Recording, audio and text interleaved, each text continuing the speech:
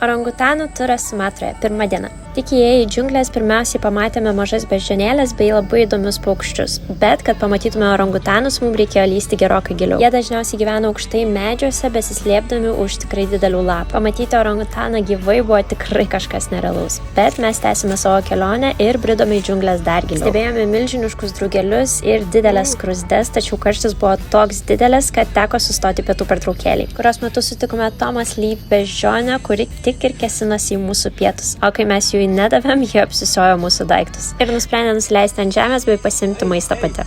Šiek tiek pailsėję tęsime savo kelionę link stovyklavietės, kai pamatėme dar kitos rūšies beždžionės, kurios lakstė per medžius kaip išprotėjusios. Na, o tada laukia paskutinioji kelionės dalis, kai turėjome keliauti per akmenis ir vandenį, kol pasiekėme savo stovyklavietę. Taigi apžiūrėjome savo miegamuosius, o tada atsipūtę sėdėjome ir šnekėjome iki pat vakaro, kol gavome vakarienę, o po vakarienės visi keliavome miegoti.